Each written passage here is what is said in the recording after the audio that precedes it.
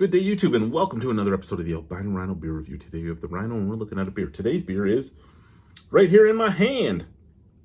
It's from Regina Brewing in the Warehouse District. This is Regina Honey Ale. I love how... I'm going to have to make fun of Chris about this the next time I see him. And, I mean, this could be something that was before Chris's time, too. But I have Regina Brewing Company, right, with the big R. Regina Brewing. You don't have to put Regina in front of everything. It's like Regina Brewing, Regina Honey Ale. Instead of just Honey Ale, Regina Honey Ale. Because, I mean, when you look at, like, a beer from, say, Molson, you don't say Molson Brewing, Molson Canadian. You just say Molson Canadian. You don't say Molson Export. You just say, well, I guess, I mean, you were saying a town. Let's think. Toronto Brewing Company doesn't go Toronto Brewing Company, Toronto Pilsner. It's just kind of redundant to me. I mean, if I'm going to make one, and it's the tiniest little thing, it's tweaked my mind every single time I've drank a beer from them. I'm like, why are we saying this? But I mean, that's even like I have Regina Prickly Pear back there, Regina South Sask Sour. I have Regina Golden Ale. But I mean, you usually, because I mean, if you're going to say it the full way, right? I want a Regina Brewing Regina Pale Ale. Okay, maybe. But most people drop the brewing in almost everything. Like, again, Flying Monkeys Brewing Company, you just say Flying Monkeys. Innocente Brewing, Innocente. Mill Street Brew Pub, Mill Street. Like, you usually lose the type of company that they're... Okay, we've talked too far on this. Made with local Saskatchewan honey, bringing floral honey notes to a subtle malt character. Water, grain, yeast, and hops. But you don't say there's sugar or there's honey in here. You just told me it was made with honey, but the ingredients don't have honey. Chris! What the hell, Chris? Chris knows me by now. This is... At least I hope he remembers who I am by now. To the point that he should know that I'm not entirely being a dick, though I am being a dick at the same. I'm being one of those punch you in the arm friends, like. We're not going to read this again. That talks about how 43% of the greens in Canada are made here, and the amount of hours of sun. The fucking sun here is to die for.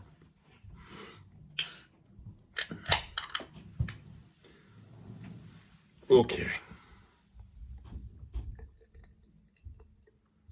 Now, I'm going into this with trepidation because a honey ale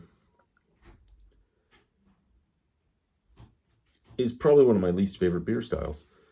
I mean, honey browns especially are one of my least favorite beer styles. I hear my wife on the stairs. She's coming down to get her pajamas so she can take her shower. So I'll give it is honey colored. It is honey colored. The head is bright white. I can hear the snap crackle pop from here. It is fading. A little bit of carbonation moving in the glass. Nice looking beer. Hello, my beautiful wife. You mad at me? No. Okay, because when you make the slit across your throat, Fucking blind asshole can't find a fucking... Can't find a fucking what? Can't find a fucking... Can't find a fucking what? Card in the cupboard that he put there?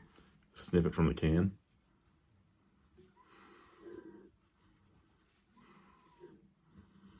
It does have a floral, sweet note. It also has a little bit of almost a bubblegum scent.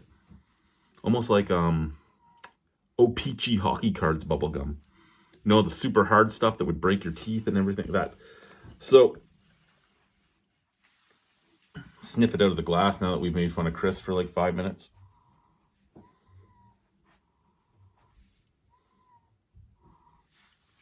Basically smells the same out of the glass as it did in the can. And did I give an ABV on this? It is 4.8 with 22.7 IBU.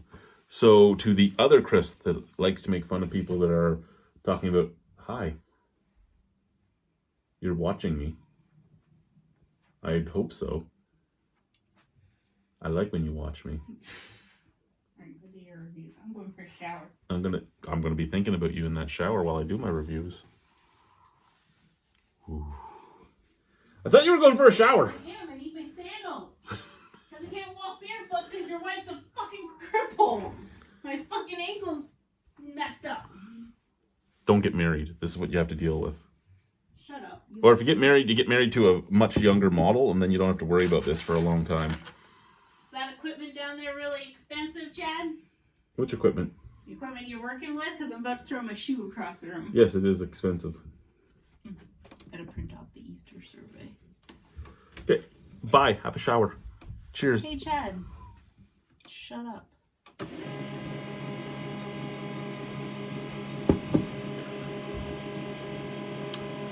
Really? Middle of the video, you decide to do that. I need to print off the Easter survey.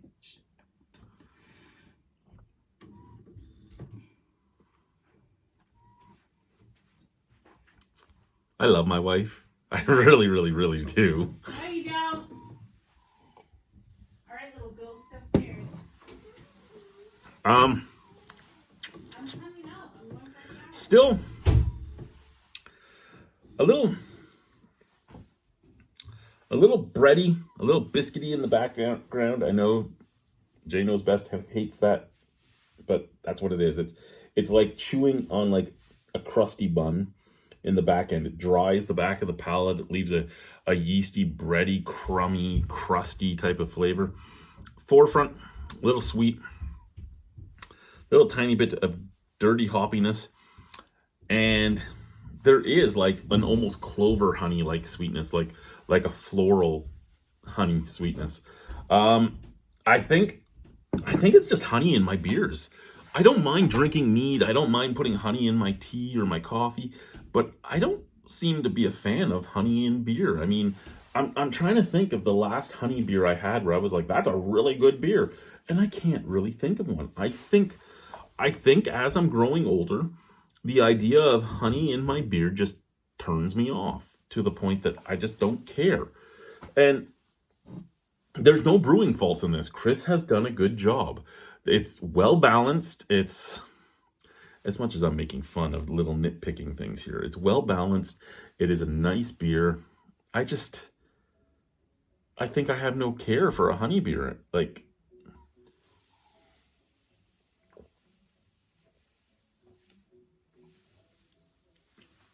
see, I can drink it pretty quickly. I can't say there's something wrong with it. I mean, it's reminiscent kind of like a Kohlschorr Pilsner with honey. I mean, it's drinkable. It goes down nicely.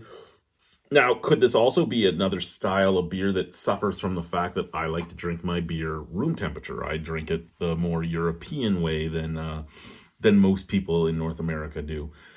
Something that my dad taught me, something that my grandmother taught me, something that was just taught to me. It's just, you just drink it. You don't care if it's cold or if it's not. And so, I mean, could it be that I drink the beer at a higher temperature than most beer is served at in North America? Could that be part of my problem?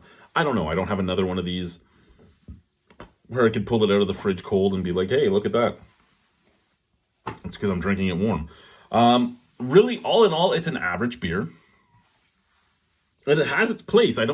There hasn't been a lot of honey beers that I've seen in Regina, from Regina breweries. I've seen a few honey beers from other breweries in Saskatchewan, but not necessarily from Regina breweries here in Saskatchewan. So, I mean, it has a place. It has a place in the ecosphere of, well, ecosystem, hemisphere, in the world of beer in Regina. It has a place. If you want a honey beer, if you just want that little extra kick of sweetness out of a beer,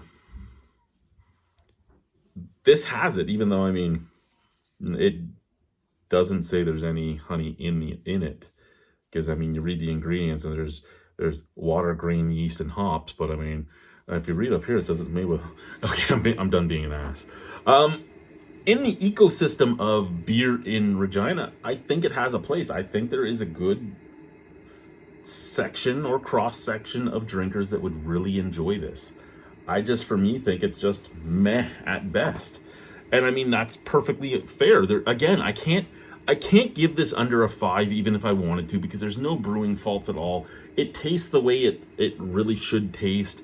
There's nothing I can really say about it other than that I personally don't really care for it.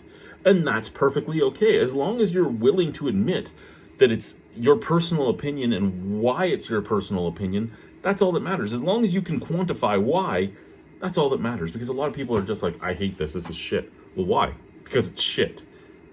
But what about it is shit? The taste, okay? So how does it taste that you think it's shit? Just to quantify that. Quantify what part of it you're not liking. That's all I really ask when it comes down to these things. Because I see a lot of reviewers, and I mean, I can't say that me and my buddies weren't like that at times. We'd be like, oh, this shit is fucking shit. Now, most of us would have a conversation afterwards about why. But, you know, we did the shock value thing. I get it. Oh, it tastes like this. I get it. But just quantify it afterwards. Be constructive to an extent instead of just, it's shit. Explain it. Is it too astringent? Is it too hoppy? Is it too bitter? Is it too sweet? Does it have no balance? Is it too dry? Does it have a weird aftertaste? What's the aftertaste? Just explain it. That's all I ask. Regina Brewing Company's Regina Honey Ale. There you go, Chris. I said the whole thing. It's a good beer, but it's just not a beer for me. Out of 10, probably a 5.75, because I just, his oatmeal stout is still king in my books of all the oatmeal stouts I've had in Regina. And his Pilsner and his Genuine Draft, they do what they're supposed to do. They do what they say on the tin. But this and the IPA that I've had, they're both take it or leave it from me, right? If you put it in front of me, sure, I'll drink it. Will I ever really ask for it? No, I probably wouldn't ask for it again. But I mean, if I was sitting in the Regina Brewing Company Limited's tap room, and this was put in front of me, would I bat an eye, or would the Irish in me go, yeah, beer? The Irish in me would go, yeah, beer. Because it's not a bad beer. It's just not a beer I care for. That's all that matters. I've wasted too much time. Bye, guys.